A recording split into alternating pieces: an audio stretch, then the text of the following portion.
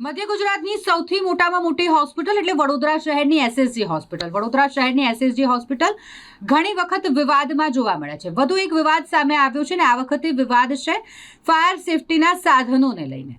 SSG હોસ્પિટલમાં fire સેફટીના સાધનો ગાયબ થઈ ગયા છે. સામાજિક કાર્યકર કમલેશ પરમારે આ મામલે રોષ ઠાલવ્યો છે. એસએસજી હોસ્પિટલ કે જ્યાં મોટી સંખ્યામાં દર્દીના સગા સંબંધીઓની અવરજવર થતી હોય એક હોસ્પિટલ કે જ્યાં ફાયર સેફટીના સાધનો હોવા ખૂબ જ જરૂરી છે, તેમ છતાંય અહીં ફાયર સેફટીના સાધનો ગાયબ જોવા મળે છે.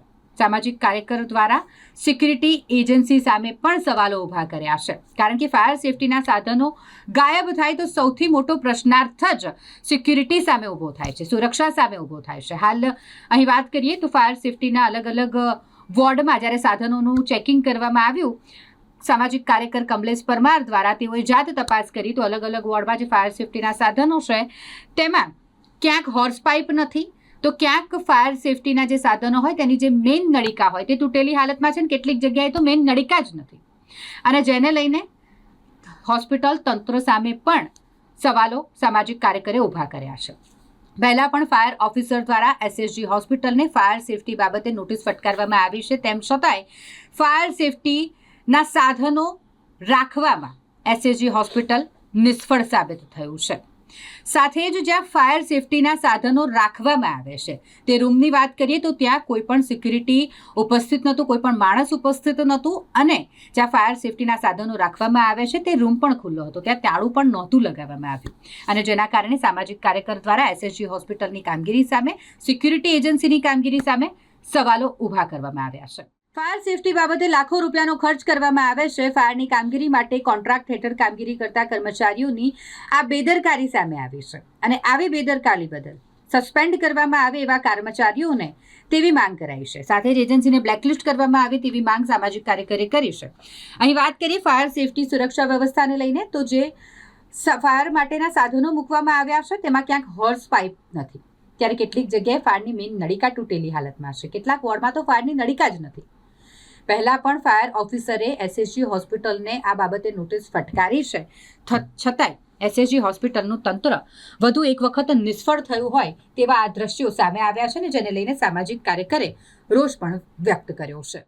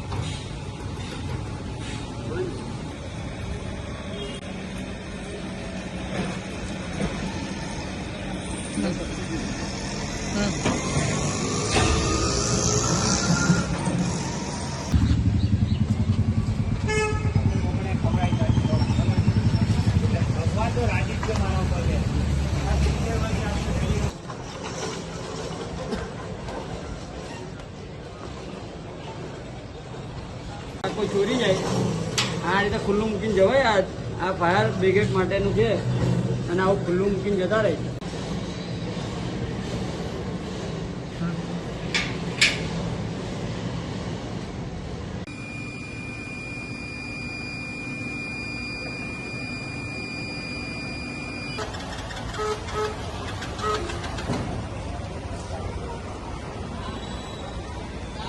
અહીંયા ગાડી એસએસજી હોસ્પિટલનું ફાયર બ્રિગેડની જે જવાબદારી સોંપેલી છે આ બધું ખુલ્લી હાલતમાં છે, તારું ખાલી લટકાયેલું છે.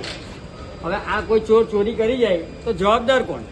એટલે આવા કર્મચારીઓને તાત્કાલિક ધોરણે સસ્પેન્ડ કરવા જોઈએ, આવી એજન્સીઓને બી સસ્પેન્ડ કરવી જોઈએ, બ્લેકલિસ્ટ કરવી જોઈએ, તેવી અમારી ખાસ માંગણી. મધ્ય ગુજરાતની સૌથી મોટી હોસ્પિટલની અંદર જોયું કે ઘણી જગ્યા ઉપર ફાયરની જે સેફટીના સાધનોનો અભાવ જોવા મળી રહ્યો છે. આજે અમે જાત તપાસ કરતા જોવા મળ્યું ત્યારે જે ફાયર સેફટી માટે જે પેટી મૂકવામાં આવી છે, પેટીની અંદર જે કહેવાય છે કે હોર્સ પાઇપ આવે છે, આ હોર્સ પાઇપ જ્યારે કોઈ આકસ્મિક રીતે મોટી દુર્ઘટના સર્જાતી હોય છે ત્યારે આ પાઇપ ઘણી ઉપયોગી સાબિત થતી હોય છે. ત્યારે અમે આખા હોસ્પિટલની અંદર ઘણા વિભાગોની અંદર ચેક કર્યું ત્યારે અમને જોવા મળ્યું કે આખા હોસ્પિટલની અંદર કેટલાક જે પેટીની અંદર પાઇપો જ નથી. એટલે ક્યાંક ને ક્યાંક લાગી રહ્યું છે કે વડોદરા શહેરની મધ્ય ગુજરાતની સૌથી મોટી હોસ્પિટલની અંદર ક્યાંક ને ક્યાંક લાગી રહ્યું છે કે સિક્યુરિટી વ્યવસ્થાને પણ ક્યાંક ને ક્યાંક અભાવ જોવા મળી રહ્યો છે. કારણ કે જ્યારે આટલી મોટી હોસ્પિટલની અંદર જ્યારે જે ફાયર બ્રિગેડની જે કહેવાય છે કે ફાયર માટેને જે હોર્સ પાઇપ મૂક્યો હોય અને હોર્સ પાઇપ ડાયરેક્ટલી ગાયબ થઈ જતી હોય એટલે આ ખૂબ જ ગંભીર વિષય છે. ત્યારે હું આપના ન્યૂઝના માધ્યમથી અપીલ કરું છું કે એસએસજી હોસ્પિટલના સુપ્રિન્ટેન્ડન્ટ સાહેબ, આરએમઓ સાહેબ જાત તપાસ કરે. સાથે સાથે જે જગ્યા ઉપર અમે તપાસ કરી ત્યાં પણ તમે જોશો કે કેટલીક જગ્યા ઉપર તો ફાયરની મેઇન નળિકા છે, મેઇન નળિકા પણ ભંગાર હાલતમાં, તૂટેલી હાલતમાં, ખસ્તા હાલતમાં જોવા મળી રહી છે. એટલે ક્યાંક ને ક્યાંક જે દિવસે આગ લાગે એટલે કે ઘોડા છૂટી જાય ત્યારબાદ તબેલાને તાળા મારવા જવાનો ઘાટ સર્જાતો હોય છે. ત્યારે અમારી ખાસ માંગણી એક જ છે આપના ન્યૂઝના માધ્યમથી કે જે પણ ફાયર સેફટીના સાધનોનો અભાવ જણાતો હોય તેની તાત્કાલિક ધોરણે કામગીરી કરવી જોઈએ અને આવા અધિકારીઓને, આવા કર્મચારીઓને, સાથે સાથે આવા કોન્ટ્રાક્ટરોને નોટિસ પાઠવવી જોઈએ તેવી અમારી માંગ છે.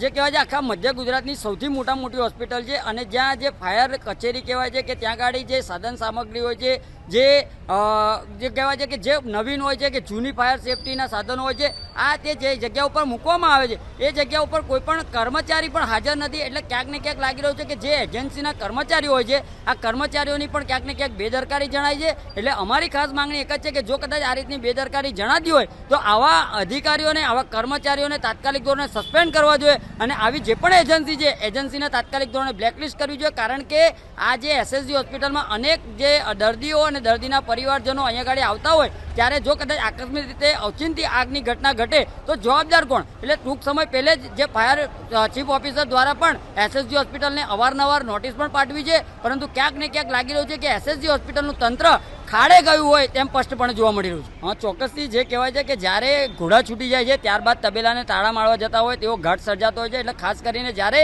આગની ઘટના ઘટે છે ત્યારે જે કહેવાય છે કે વડોદરા ફાયર બ્રિગેડના સ્ટાફને બોલાવવામાં આવે છે, ત્યારબાદ આગને કાબૂમાં લેવામાં આવે છે. પરંતુ જો હકીકતની અંદર એસએસજી હોસ્પિટલમાં લાખો ને કરોડો રૂપિયાનો જો ખર્ચ કરવામાં આવતો હોય, સાથે સાથે અનેક એજન્સીના માણસોને પણ રાખવામાં આવતા હોય અને તેમનો પગાર પણ આપવામાં આવતો હોય, એટલે ખાસ કરીને જ્યારે આટલો બધો ખર્ચ કરવામાં આવતો હોય છતાં પણ આટલી બધી બેદરકારી કેમ જણાય છે આ સમજાતું નથી. એટલે ખાસ કરીને હું સ્પાર્ક ટુડે ન્યૂઝના માધ્યમથી અપીલ કરું છું કે એસએસજી હોસ્પિટલના આરએમઓ સાહેબ, સુપ્રિન્ટેન્ડન્ટ સાહેબ જાત તપાસ કરે અને આવા એજન્સી વિરુદ્ધ કાયદાકીય કાર્યવાહી કરીને તેઓને નોટિસ પાઠવે અને બ્લેકલિસ્ટ કરે તેવી અમારી માંગ છે.